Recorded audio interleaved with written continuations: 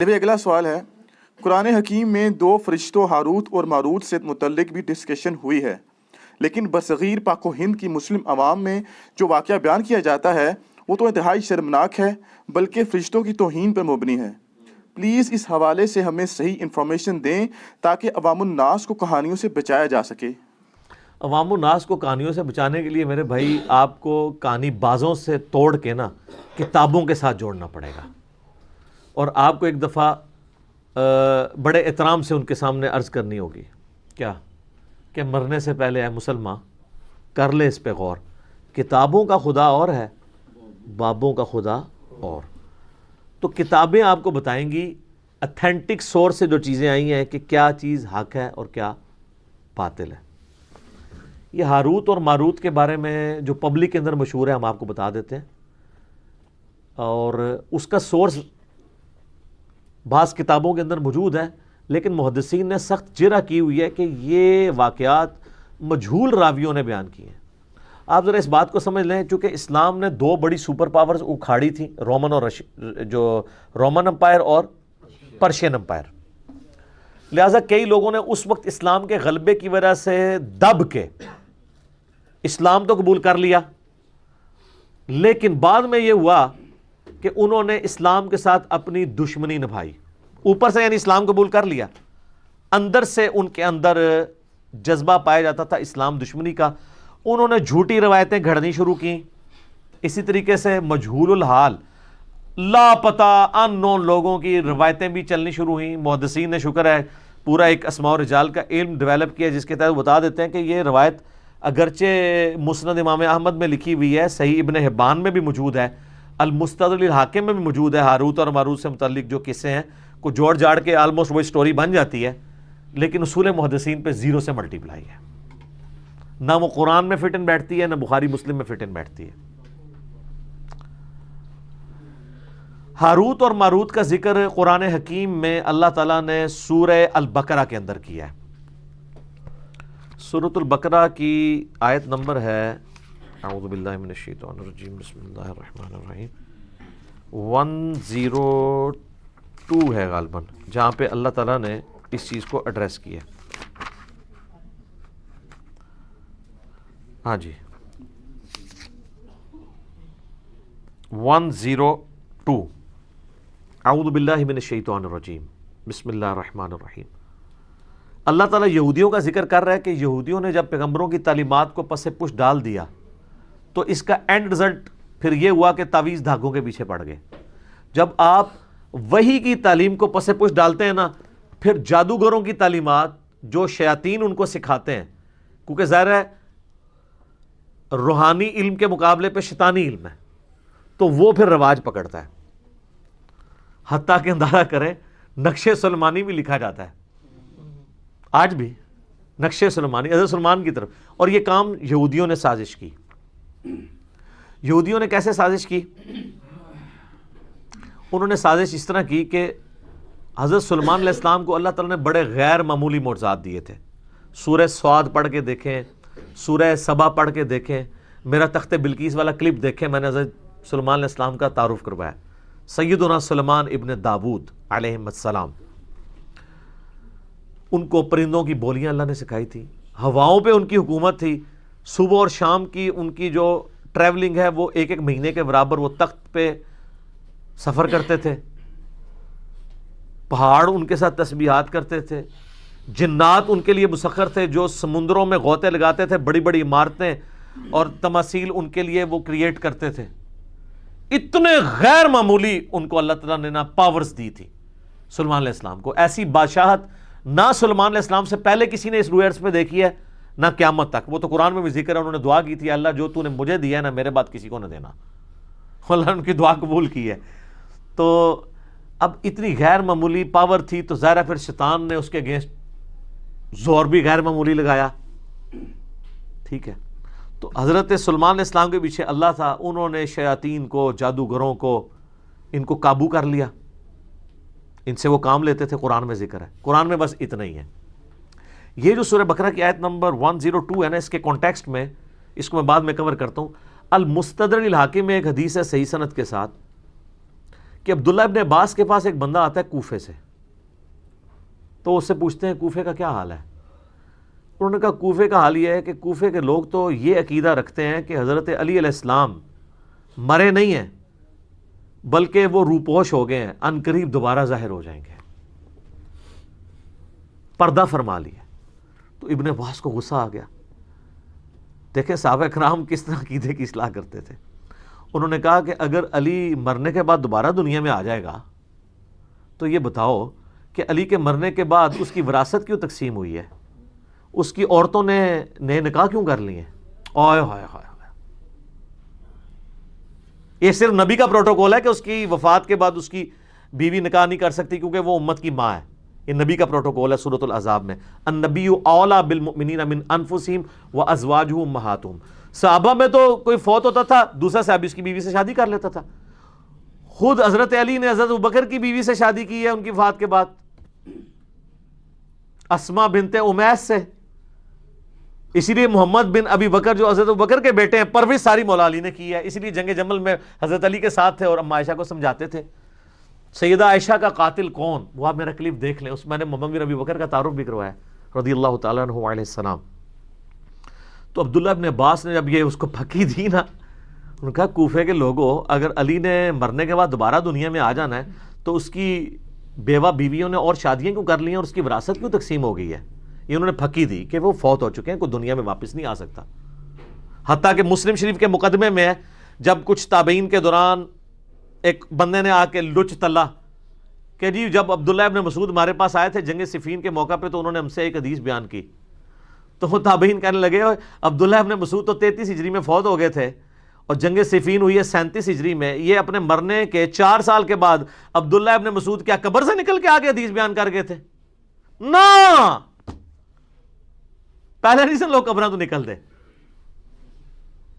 ہاں اس تو بعد بشکارلے بزرگ نکلنا شروع ہو گئے کہانیاں، اُن بھی نہیں نکلتے، اللہ فضل اس پلیٹ فارم دی برکت اُن بھی ڈر گئے اُن نہیں نکلتے، یعنی کہانیوں میں نکلتے تھے، فزیکلی تو پہلے بھی نہیں کبھی نکلے، بیچ میں تھوڑا سا پیریڈ آیا تھا، اب دوبارہ نشت ثانیہ شروع ہو چکی ہے الحمدللہ۔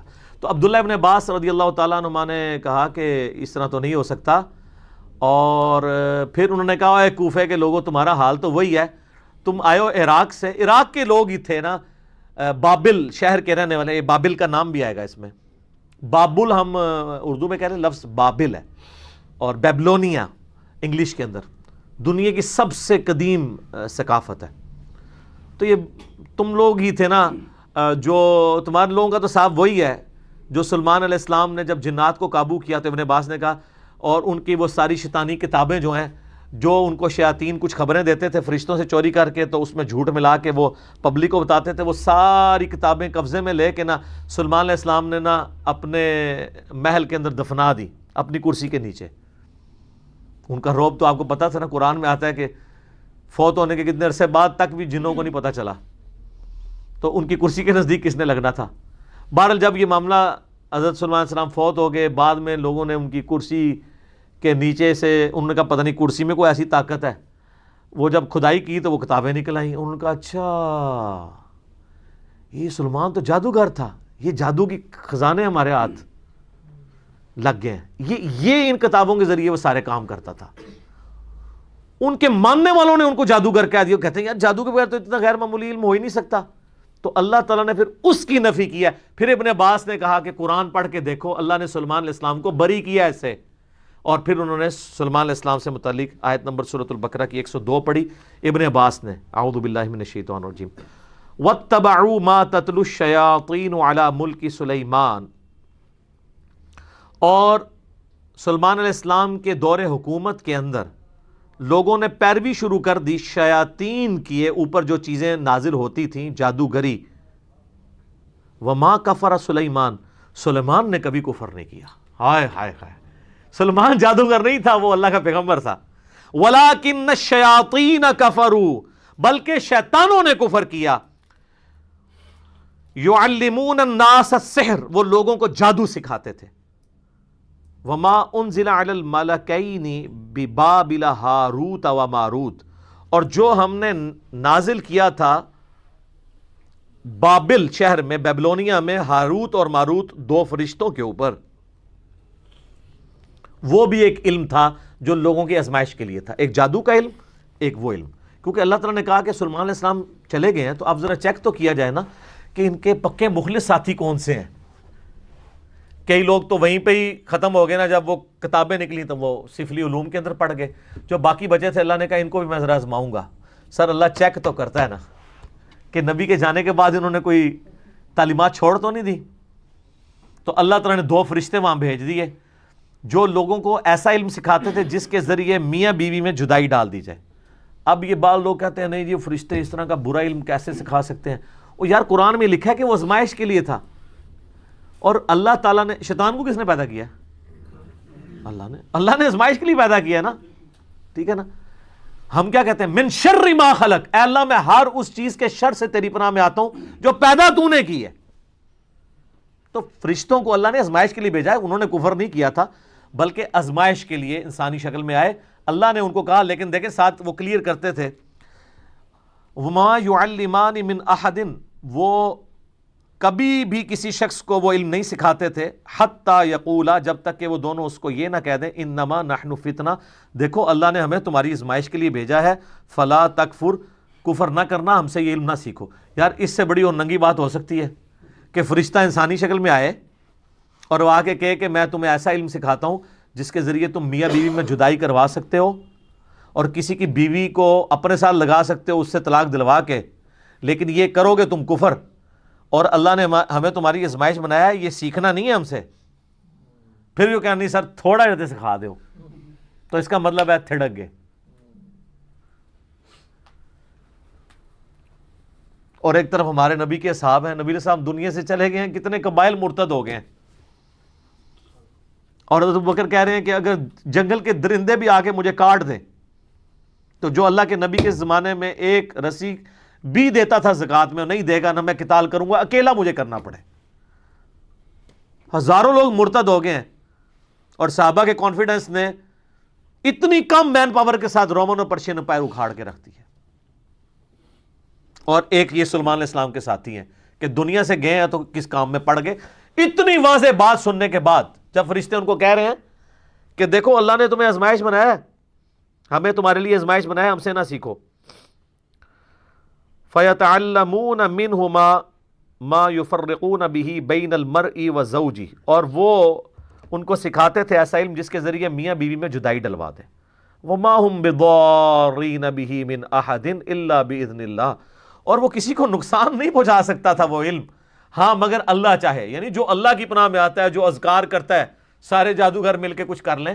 نبی علیہ السلام پہ بھی جادو ایک دفعہ ہوا ہے جب معوذتین نازل ہوئی ہیں، اس کے بعد کبھی کسی صحابی پہ جادو ہوا ہے؟ حضرت عمر نے پوری دنیا تل پٹ کر دی ہے، سارے جادوگر یروشلم میں بیٹھے تھے، کرتے نا حضرت عمر پہ جادو، بچا لیتے اپنی سلطنتیں؟ نہیں. جب اذکار آ گئے تو پھر جادوؤں کے کام ہے.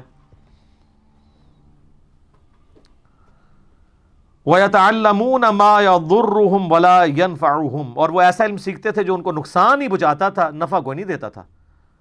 وَلَقَدْ عَلِمُوا لَمَنِ اشْتَرَاهُ مَا لَهُ فِي الْآخِرَةِ مِنْ خَلَاقٍ، اور بے شک ان کو وہ خوب تھا، علم تھا اس بات کا کہ وہ اس چیز کے خریدار ہو رہے ہیں کہ اس کے بدلے آخرت میں ان کو کچھ نہیں ملنے والا. وَلَبِئْسَ مَا شَرَوْا بِهِ أَنفُسَهُمْ، کیا ہی برا سودا انہوں نے خریدا اپنی جانیں بیچ کے.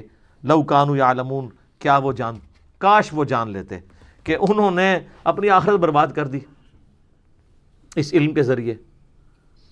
تو یہ تو سر صحیح مسلم میں بھی حدیث ہے نا کہ شیطان کا تخت پانیوں پہ ہے، این ممکن ہے برمودا ٹرائنگل پہ لگا ہو. شام کے وقت سارے اس کے کارندے اس کو کارگزاری سناتے ہیں، آج میں نے فلاں شخص سے فلاں گناہ کرایا، فلاں سے فلاں کرایا، فلاں سے فلاں کروایا. کوئی امپریس نہیں ہوتا. ایک اس کا شاگرد آ کہتا ہے میں نے آج میاں بیوی کے درمیان جدائی کروا دی ہے. وہ اس کو گلے لگا کے ملتا ہے، وہ بھائی تو صحیح کام کیتا ہے، کیونکہ تمدن کی جڑ ہی کٹ جائے گی جب میاں بیوی علیحدہ ہوں گے، اولاد بھی ختم، مینٹل ماڈلز بدل گئے، معاشرے کے لیے ناسور بن جائیں گے. تو یہ فتنہ شیاطین والا ہے. قرآن میں بھی ہے کہ میاں بیوی میں جدائی، اور یہاں پہ بھی میاں بیوی میں جدائی شیطان ڈلوا کے خوش ہوتا ہے. تو وہ کہتے ہیں ہاروت اور ماروت جو ہے نا، یہ وہ ہے جو احادیث میں لکھا ہوا ہے مضبوط روایتوں کے اندر، المسند الحاکم میں مجھے اس کا نمبر بھی بائی چانس یاد ہے, اگلے دن بھی کسی نے پوچھا تھا, 3051 اور 52 نمبر آپ دیکھیں. اس میں کمزور روایتیں بھی ہیں کہ جی وہ کہتے ہیں کہ جی یہ بھی روایت ہے مسند احمد میں, ابن حبان میں, المستدرک الحاکم کے اندر, لیکن کہانی ہے, مجہول ہے اس کے راوی بیان کرنے سے. وہ کہتے ہیں کہ جی وہ فرشتوں نے اللہ کو کہا کہ اللہ تو نے اس کو خلیفہ بنا دیا, یہ تو زمین میں گناہ کرتا ہے. تو اللہ نے فرشتوں کو چیلنج دیا کہ اچھا جی کوئی نیک 2 فرشتے لے آؤ اپنے. میں تمہیں بتاتا ہوں نا, انسان کے بارے میں تم یہ بات کرتے ہو, یہ کسی دکھی انسان نے بیٹھ کے سٹوری گھڑی ہے کہ اسی بڑے ہوتے ہیں. اتے آؤ, لقد خلقنا الانسان فی احسن تقویم. لیکن آگے بھی ہے, جب آپ برائی پہ اترتے ہیں ثم رددناہ اسفل سافلین. ہاں واقعی اگر آپ بن جائیں ابو بکر, عمر, عثمان و علی تو کوئی آپ کے مقابلے کا نہیں ہے. تیرے ہوتے جنم لیا ہوتا تو فرق تب پڑتا جب تیری تعلیمات پہ بھی عمل کرتا, ورنہ چاہے اس زمانے جمے چاہے آج جمے, فرق کو نہیں کرنا پینا. رفع دین پھر بھی نہیں تو کرنا, جو مرضی ہو جائے, الا یہ کہ تو حق کو ایکسیپٹ کر لے. تو ان روایتوں میں ملتا ہے کہ وہ فرشتوں نے 2 بندے اپنے سب سے لائق فرشتے چنے, ہاروت اور ماروت. کہانی ہے میں سنا رہا ہوں. ان کو اللہ نے انسانی شکل میں بھیجا اور انسانی کمزوریاں بھی ساتھ لگا دیں, یعنی شہوت بھی اور یہ, اور ایک عورت کو ان کے لیے فتنہ بنا دیا, زورا نام تھا. ٹھیک ہے, وہ کہتے ہیں 17 زورا بھی وہی عورت ہے, وہ آندھی ہے, میں تمہیں دسنا کیویں آندھی ہے. وہ کہتے ہیں فرشتوں کو اس نے زورا بی بی نے آ کے کہا, جو یعنی یہ ایک کہانی ہے, کہانی شریف, کہ جی تم 3 آپشن ہیں, مجھ سے بدکاری کر لو, ان کا استغفر اللہ گناہ ہے, یہ بچہ قتل کر دو, انہوں نے کہا یہ تو بہت بڑا گناہ ہے, یہ شراب پی لو. تو کوشش کرتی رہی, الٹیمیٹلی انہوں نے کہا تینوں میں سے سب سے کم گناہ شراب پینا ہے. شراب پی لی, تو شراب پینے کی وجہ سے انہوں نے بدکاری بھی کر لی اور بچہ بھی قتل کر دیا. اور پھر اللہ نے کہا کہ اب میں تمہیں عذاب دوں گا. تو انہوں نے کہا یا اللہ ہمیں تو دنیا میں عذاب دے دے, آخرت کا عذاب تو بہت سخت ہے. تو وہ عراق میں ایک کنواں, آج بھی لوگ زیارت کے لیے جاتے ہیں, کہتے ہیں اس کنویں میں الٹے لٹک رہے ہیں. اچھا وہ انسانی شکل میں آئے تھے نا, تو لٹکے ہوئے نظر آنے چاہیے نا. جدو دن لٹکے نے ہوں پھر دوبارہ فرشتے بن گئے نے. کیوں؟ ایویں کہانی, نظر تو کوئی نہیں آ رہے, جھوٹ ہے. وہ باقاعدہ اسلام کے تاریخی مقامات میں لوگ جاتے ہیں, وہاں کہتے ہیں جی ٹنگے نے کتنے نے دکھاؤ نا ٹنگے ہوئے. تو کہتے ہیں انہوں نے, ایک سٹوری ہے. دوسری سٹوری ہے کہ وہ جو زورا بی بی تھی نا, جو ہے ہی کوئی نہیں تھی, انہوں نے فرشتوں سے کہا کہ اچھا تم تو آسمان تک جاتے ہو, تو مجھے کوئی نہ ایسا منتر سکھا دو جو میں بھی پڑھوں تو آسمانوں تک پہنچ جاؤں, تو ٹھیک ہے میں پھر تمہارے ساتھ وہ برائی کرنے کے لیے آمادہ ہو جاؤں گی. تو ایک فرشتے نے انکار کر دیا, دوسرے نے کہا کہ ٹھیک ہے میں سکھا دیتا ہوں, اللہ بڑا غفور رحیم ہے, مجھے معاف کر ہی دے گا. یہ بھی لکھا ہوا ہے اس میں جو آپ بھی کر رہے ہیں. پوری سٹوری لو نا, تو اڑے بھرا سی جڑے جعلی ہاروت ماروت نے. تو اس نے اس کو منتر سکھا دیا. جب منتر سکھایا تو وہ عورت اس منتر کے ساتھ اوپر چلی گئی, تو وہ اللہ تعالیٰ نے اس کو سزا کے طور پہ زورا 17 بنا دیا. زورا بنائی ہے انہوں نے, کہانی شریف ہے. اچھا, اور کہتے ہیں وہ جو فرشتہ تھا, وہ دونوں فرشتوں کو اللہ تعالیٰ نے عذاب میں ڈال دیا. یہ سب کہانی ہے. اصل چیز یہ ہے جو اس کے اندر سبق لرن کرنے والا تھا, وہ یہ تھا کہ نورانی علم کو, وحی کی تعلیمات کو, روحانیت کو چھوڑ کے شیطانیت کے پیچھے نہ پڑو. وہ لوگ چلے ہوئے ہیں. سلمان اسلام کی اللہ نے قرآن میں صفائی بھی پیش کر دی, پھر بھی نقش سلمانی آج بھی چل رہا ہے. اللہ تعالیٰ نے قرآن میں حضرت عیسیٰ علیہ السلام کی امام الموحدین ہونے کی گواہی دے دی, شرک سے بیزاری کی گواہی دے دی, پھر بھی آج ان کے نام کے اوپر 2.25 ارب لوگ شرک کر رہے ہیں. تو اللہ نے تو یہی کیا کہ آپ کو بتا دیا, اب آپ نے نہیں ماننا تو آپ نہ مانیں. تو یہ ہاروت اور ماروت کی یہ سٹوری ہے, لہٰذا یہ جہاں کے بھی آپ کو ملے. ایون حافظ ابن کثیر نے بھی یہ روایتیں نقل کی ہیں, کچھ کا تو انہوں نے رد کیا ہے, کچھ پہ خاموشی اختیار کر لی ہے, کچھ پہ وہ خود پھر مانتے ہیں کہ یار یہ روایتیں تو ایسی ہیں, پھر وہ کہتے ہیں نہیں ہے انٹرسٹنگ ہے, میں بیان بھی کر دیتا ہوں, کیونکہ لوگ کہانی بھی سنتے ہیں نا. تفسیر ابن کثیر میں یاد رکھیے گا 20% سے زیادہ کہانی ہے اس کے اندر بھی. ادھر بھی صرف جو حدیثیں ہیں نا اور صحیح سند سے وہی لینی ہے آپ نے. جیسے مسلم شریف کی شرح میں جو شرح میں اسے کہتا ہوں جو لکھتے ہیں مولوی حاشیے میں, اس کو نہیں آپ نے دیکھنا, آپ نے وہ مولانا شریف ہے, مولانا شریف کو مسلم شریف سے نکال کے مسلم شریف کو پاک کرنا ہے. اس طریقے سے تفسیر ابن کثیر میں بھی جو احادیث ہیں جن کی پوری اسناد ہیں ان کو آپ نے دیکھنا ہے, اور وہ سند بھی صحیح ہو. باقی جو سٹوریاں اللہ معافی دے ابن کثیر میں ایسی ولگر قسم کی اسٹوریاں لکھی ہوئی ہیں جو بیان بھی نہیں ہو سکتی، تو وہ انہوں نے کہانی اسرائیلی روایات لکھ دی ہیں. میں بتا رہا ہوں نا کہ اسرائیلیات ہمارے اندر آئی ہیں. شروع میں جو نیو مسلم تھے نا، انہوں نے اسرائیلی روایات بیان بھی کی ہیں. ایسی روایات جو قرآن و سنت سے نہ ٹکراتی ہوں، ہم نہ ان کو مانتے ہیں نہ انکار کرتے ہیں، کیونکہ بخاری میں نبی علیہ السلام نے منع کیا اس سے، لیکن مانتے بھی نہیں. لیکن جو سراحتاً ٹکرا رہی ہیں، انبیاء کی توہین پہ مبنی ہیں، ہم جوتے کی نوک پہ رکھ کے ان کو باہر پھینکیں گے کہ انبیاء کا کریکٹر یہ نہیں ہے جو تم بیان کرتے ہو، نہ فرشتوں کا کریکٹر ہے. قرآن میں تو بار بار آیا ہے، سورہ تحریم کے اندر آیا کہ فرشتے وہی کرتے ہیں جو اللہ ان کو حکم دیتا ہے، سرتابی نہیں کرتے. اور یہاں پہ میں ضمناً عرض کر دوں ایک بات، قرآن میں 7 دفعہ آیا کہ اللہ نے فرشتوں کو حکم دیا کہ سجدہ کرو. سب فرشتوں نے حضرت آدم کو سجدہ تعظیمی کیا، عبادت والا نہیں، سوائے ابلیس کے. تو لوگوں کو شائبہ ہوتا ہے شاید ابلیس وہ فرشتہ تھا جو نافرمان ہے، تو ہاروت ماروت بھی ہو سکتے ہیں.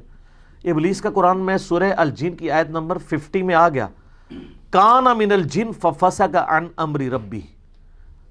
ابلیس جنات میں سے تھا، اس لیے اس نے اپنے رب کی نافرمانی کی. اگر وہ فرشتہ تو کبھی بھی نافرمانی نہ کرتا. فرشتے کبھی بھی نافرمانی نہیں کرتے اللہ کے حکم کی، نہ وہ شرک کرتے ہیں نہ کفر کرتے ہیں. یہ ذہن میں رکھیے گا. یہ میں اس لیے بتا رہا ہوں آپ کو کہ بعض لوگ یہ کہہ دیتے ہیں کہ جی وہ فرشتوں کا استاد تھا، اور جی شیطان کو بھی بڑا علم سی.